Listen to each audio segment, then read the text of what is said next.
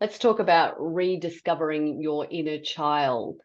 So I have a question for everybody today. When was the last time that you really tapped into that boundless energy and that free spirited mindset that you had as a child? And if it was too long ago, maybe it's time to do it. So one of the things that happened, Sal, I was down the back at the stables. I was coming back to the house. I was going past the swings. I looked at the swings, and then I went to take a few more steps towards the house. And then I went, no, I'm going back to those swings. And so I jumped on the swing set, and had this good old swing. And then I, threw my legs over the top and hung upside down and was just a complete and utter, goose. If anybody walked in and saw me, they're probably thinking, what is that woman all about? But it was very free spirited. It was great fun, and it really took me back to my childhood. I was re-experiencing, the swing in the backyard, the wind in my hair, and just the fact that I was in the moment and there were no worries about what was going on in life for me. And so it was just the most wonderful moment to enjoy. And I think so many of us as adults, we get bogged down to our responsibilities or the routines or all those self-imposed limitations that we often find ourselves reflecting more on the struggles and the challenges that we had as children, rather than actually spending any time thinking about those simple pleasures and joys that we had. And so it would be great to go down memory lane. But before I do that, I want to talk about these self-imposed limitations, because we have two grandchildren in our full-time care now. And so I never imagined, being in my 60s and, mothering as opposed to grandmothering. But one of the things that we were heading off to do was to go down to just the local shop to get some groceries. And kids have been playing dress up, and they had, flowers in their hair and, lace around their neck. And he had them strapped across his chest like he was a warrior, and was just heaps of fun. And they came in and they put flowers in my hair, and, I had flowers on my wrists and everything like that. And I said, okay, well, let's go jump in the car. And they've gone, oh, we can't go out like this. Why not? People will look at us. Does it really matter what people think of you? And I said, no, I'm not taking mine off. And they went, oh, we're taking ours off. And so I thought it was a good opportunity to actually show them that it's okay to go out like that. So I wandered around the shopping centre for a number of hours with flowers in my hair and flowers on my wrist. And I could see people walking past me, out of the corner of their eye, looking at me. And I could see the little smiles coming on their faces. And so it must have brought them some joy looking at me, embracing that inner child and not worrying about what I looked like when I was out. So heaps of fun. Yes. Lots. Have you ever embraced your inner child recently, or has it been a while? What have you done? No, with Landon, outside kicking the ball. Nice. Yeah, running around kicking the ball, and doing the, putting him up on the end, laying on your back and putting him up on your feet. And the laughing and the smiling on their face. Remember, like, a dad's might have done it. I know my dad used to do it to us. Hold our hands and our feet were on their bellies. And, being an aeroplane. And, he just laughs at that. And being flipped. He loves being flipped and giggles. And, it's just all those little things that you think, my dad used to do that with us when we were little. Yeah. And we can get so restricted by, number one, what we think we should be doing, or number two, that our body isn't as flexible or as strong as what we want it to be. Yeah. And so therefore we put that limitation on ourselves and we think that we can't do something, but maybe we are stronger and maybe we are more flexible than what we thought we were, and Yes. that we could possibly do it if we just stepped outside of our comfort zone and allowed ourselves that opportunity to have that little play. Yeah. Yeah. And I Yeah. think like these days, well, not these days, most of us, are grandparents. We're over 50. Yeah. We are grandparents, not thinking about how old they are. Babies, toddlers. In your case, they're 6 and 8. And I think with our grandchildren, we can be more in the moment and we can be more playful. And I often say this to my children, like, my children had a great upbringing, Yeah. but I'm more present Yes. in Landon's upbringing and his development and watching him starting to say words and his facial expressions, and he just makes you laugh.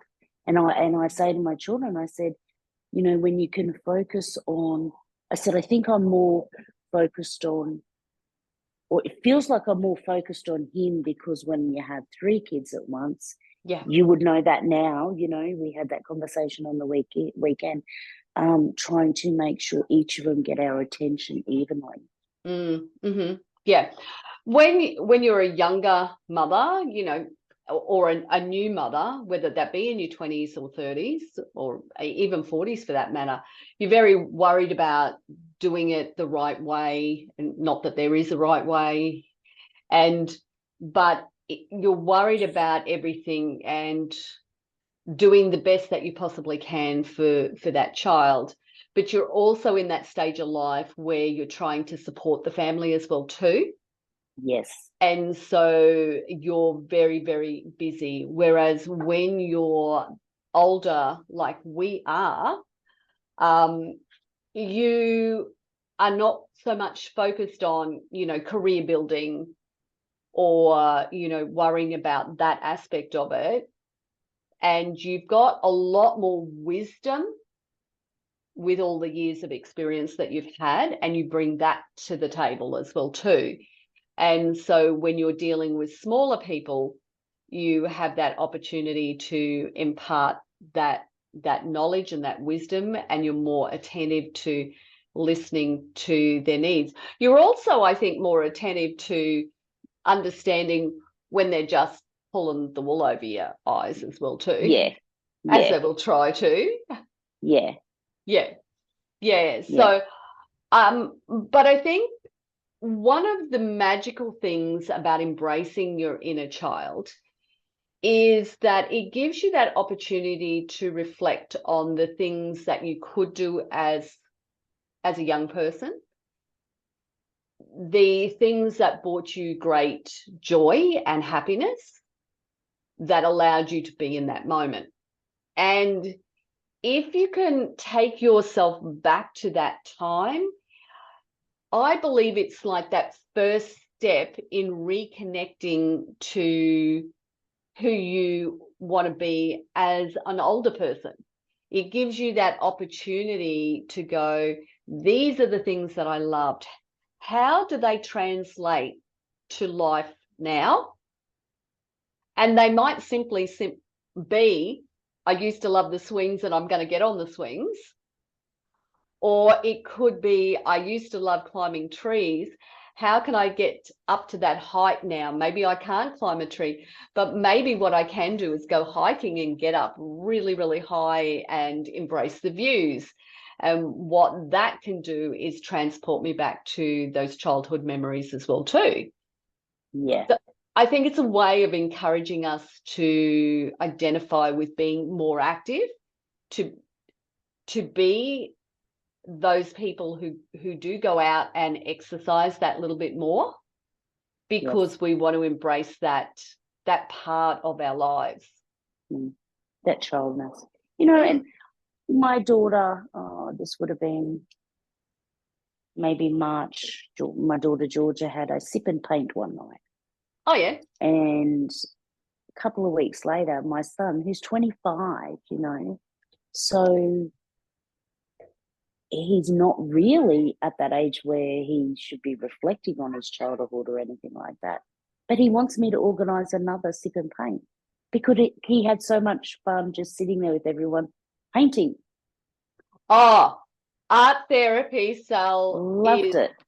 Art therapy is the bomb. If you've got a therapist who actually understands what you're doing with those colors and those shapes and everything like that, they'll be able to tell you about emotions and all of those things that you may not be able to express through verbally, that you are actually expressing on a piece of paper through what you draw and what you do. So yeah, it's a really, really creative way to release emotions, get connected with yourself as well too. So art, and you think about it, as a child, what did you do? You would paint, you would color, you would draw. You didn't worry about whether you were in the lines or anything like that. Well, maybe you did if you were a bit of a perfectionist, but you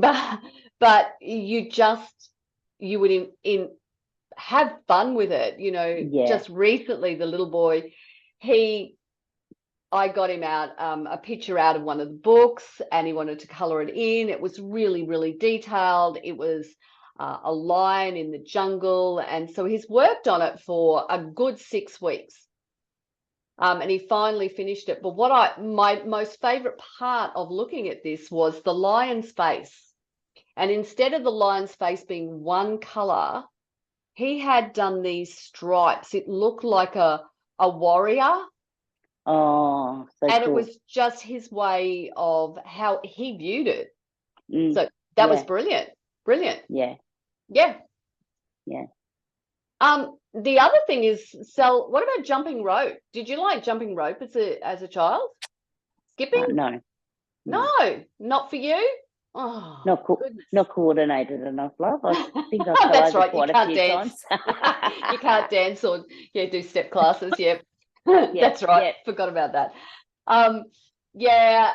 Jump rope I love. It was actually hanging on my door behind me, the jump rope, and when I shut the door I threw it outside. So because the little girl said to me, "Do you have a skipping rope?" And I said, "Yeah." And so she has now learnt how to do full fast skips forward, and she's now doing backward skips.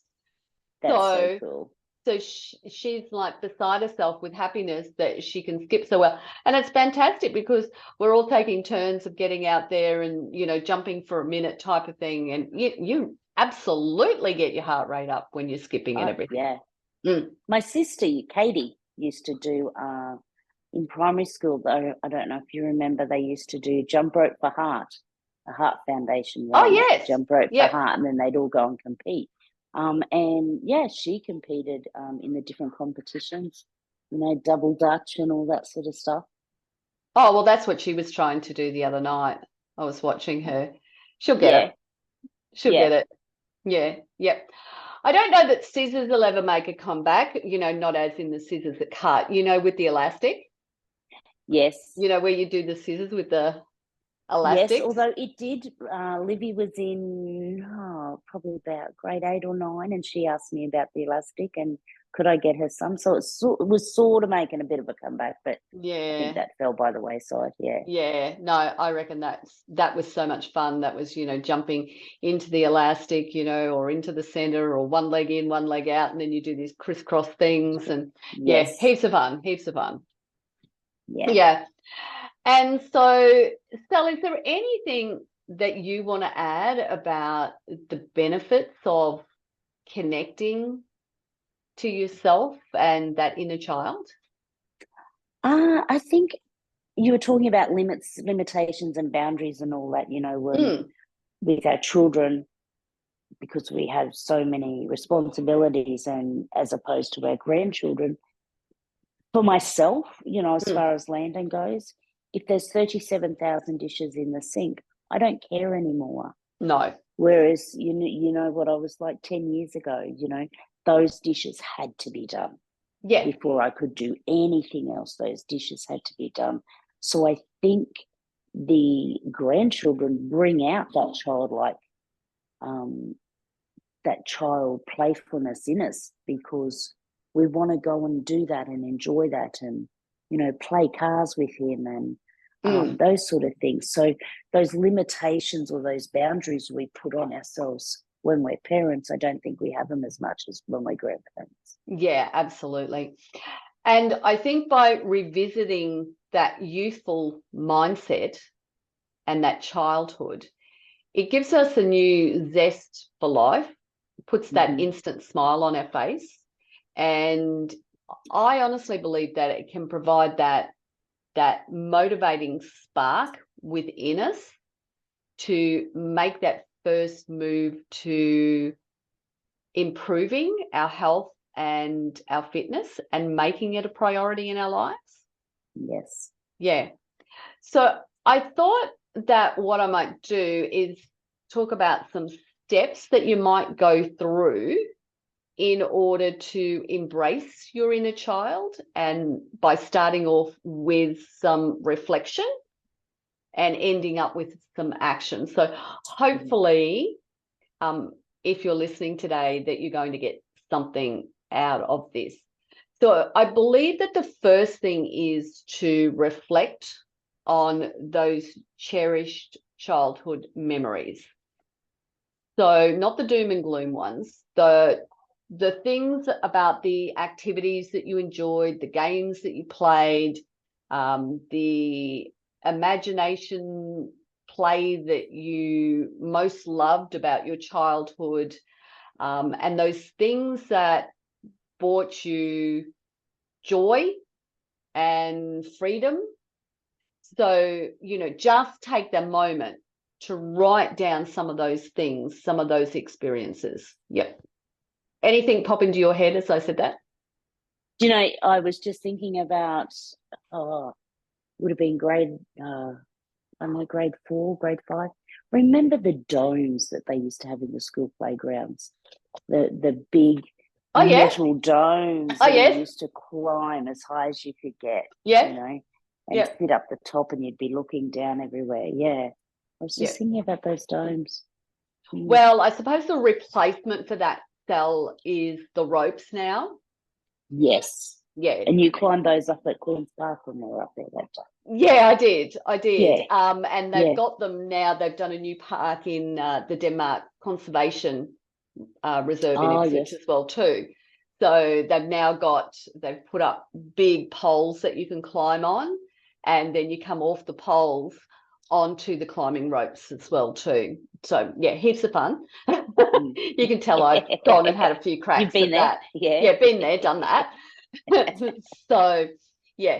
So the first thing is to spend a moment reflecting on those experiences of your childhood. I think the next thing is to identify the essence of those memories. So, was it sheer silliness, or was it a sense of adventure that you had, or was it that you were feeling creative? So just think about how it made you feel. So let's talk about the dome then. Yeah. Climbing the dome. How did you feel when you were climbing that dome? Well, I'm scared of heights, so I would only climb maybe 2 of the rows. Right. Okay. So they have, the not rows very that go up adventurous around. then, No, not. But that was high for me, and I Yeah. can remember the butterflies in my stomach, because Yeah. what if I fall? Yeah. Yeah. Yeah. Yeah. It's interesting because I know that when I went up to the conservation park and I played on those for the first time, the first set of poles that they've got, they were maybe about a meter or so off the ground, and the only way down was to jump. And so it was like, oh, will I sit down on this pole and just reach my legs down? But I did. I just took that.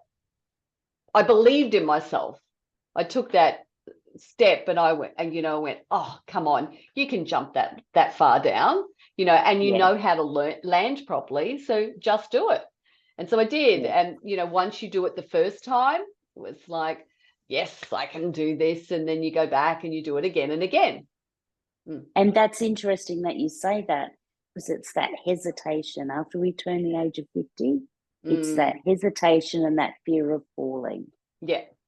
And by going back to your childhood and going, you know what, I can do this. Yeah, that's right. You're controlling that fear. Not that it's gone, but you're controlling it. You're in control of it.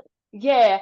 And I think one of the things that you don't think about is, no, maybe you do as a child. Maybe you do think about the fear of falling or that I can't do it.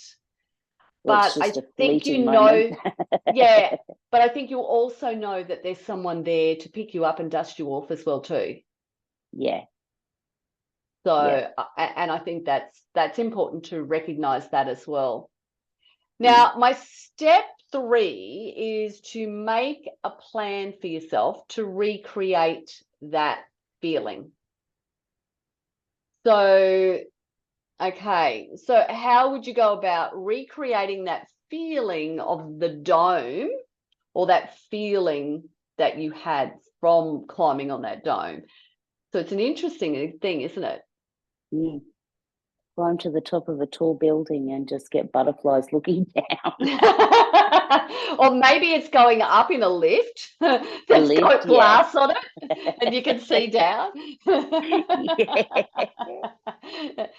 So even hiking would give me that feeling. Well, we've been hiking before. Yeah. And looking out over those the lookouts and those sort of things, even that gives me that butterflies in the stomach, because, oh my goodness, we're so high. And is that butterflies in the tummy feeling, that essence that you're talking about, was that a good feeling, or was it fearful? It's hard to describe, because I think at the time, in the moment, it was fearful, but when you get through it, it's a good feeling. Yes. It's, happiness, yeah. But I think at the time, it's fear. If I started to think about this a bit more, I could think about board games, right? I loved board games and I love playing them. And so now the board games are out. So that feeling that I had is back again, because we're playing that. And so it doesn't necessarily have to be something physical, but that is a connection with other people because you are playing board games. So that also helps you emotionally as well too, doesn't it? Yeah, definitely. Yeah. It also embraces that inner child. Yeah. I think step number 4 is going to be schedule your playtime. So that you make sure that you're finding those moments to embrace the inner child. So, every Saturday now, it's like, what park are we going to go to, or what activity are we going to go to? And I'm thinking about what they've got there that not only the kids will enjoy, that I will enjoy at the same time as well too. So that's important, that it happens on a Saturday, because I'm looking forward to it. Most of us at, this age, we're thinking about where am I going to go? I'm planning a trip, and that's what, lights us up from the inside. But it could be something as simple as, which park am I going to go to, and what activities am I going to do at that park? Yeah. And, this is another thing that takes you back to your childhood. Saturday, Saturday mornings, you had your breakfast, watched a bit of cartoons, and then, your parents are saying, okay, get outside. Yes, go play. We weren't allowed to sit in front of the TV all day, or, sit in our rooms and do nothing all day. We went outside and played. Yeah. And the kids, they would, they come from a place where they would spend a lot of time inside. So being outdoors is not something that they're familiar with too much, except for when we've picked them up on the weekends and things like that in the past and taken them somewhere. And so after a few weeks now, we're, a couple of months into it, and I've noticed it was the first weekend, this weekend, when they said, we're just going to go for a walk around the track and have a little explore. And I said, fantastic, off you go. And so off they went for a little toddle, which is great because they're starting to roam, they're starting to explore, and there's so much that happens when you're out in nature like that. Yeah. And so much that can heal. You're out in the fresh air, you're looking at flowers that are weeds, but they think they're flowers and they bring you home a bunch of them. Sunshine. Yeah, all those types of things. So it's lovely. I think the step number 5 is to let go of your self-consciousness. It's one of the biggest things, is worrying about what somebody else thinks. And I already explored that by me wearing my flowers out on my head the other day. So number 6 is bring along your inner child pursuits so that you can have fun with friends. Yes. So how can I encourage, other people to participate in it? And what was it that I did the other day? Oh, I know what it was. I put on some Latin music, some Zumba style music, and I started dancing, and next thing the 2 kids are up doing the, bachata or whatever it was we were doing. And then we went into the salsa and, all sorts of things. We were having a little bit of fun with it. Next thing I turn around and Paul's there behind us, and he's got the, the little groove happening as well with us. So it was just a real family event. So when you embrace your inner child, those people around you, it's contagious for them as well too. So they can't help themselves. We many years ago, my nephew it was his birthday, and he wanted a games day for his birthday. So he wanted all his aunts and uncles to go and his cousins. So we all went down to the park around the corner. We all had to dress up in a sports uniform. And we played rugby league, we played soccer, we played cricket, and it was just so much fun. Yeah. And the kids loved it. He loved it. Yeah. Well, it's like Quinn saying, let's organise another paint evening. Yeah. He just loved it. It was it was Georgia who was embracing some inner child there. Maybe she knew it, maybe she didn't know it, maybe it was accidental. But what happened was it's flowed on to another member of the family. Yeah. And that's the wonderful thing as children. When you're happy, those people around you are happy too as well. Yeah. I think the final thought that I have about taking action is to notice how you feel when you've embraced that inner child and you've done that activity. So just really connecting with that feeling. You're going to feel that you're maybe lighter, you're more energetic, you might feel that you're happier. So it could be a whole host of things. But I know in just talking about it, I'm feeling lighter. Yeah.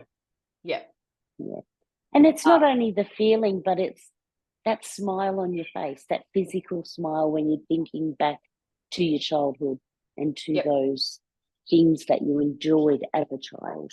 Yep, absolutely. And as I said, I honestly believe that if we can reconnect with that inner child and we can think about those things that we loved and enjoyed and embrace them in some form as adults, as women growing older, that it gives us that extra sense of motivation to get out there, do that little bit more. So if you think about it, maybe as a child, one of the things that you loved was going on a canoe. So therefore you might go, okay, I'm going to go and take up that activity now in my 50s or 60s. So you go out there, and what you might find with that is that you enjoy it, but you go home and you end up having to sleep for a couple of hours because you're absolutely exhausted. And I'm telling a story about somebody who actually shared this story with me. They were someone who didn't like didn't like exercising at all. But for some reason, a friend of them invited them to go kayaking. They went kayaking. She went, I loved it, but I went home and I discovered I had to sleep for a couple of hours.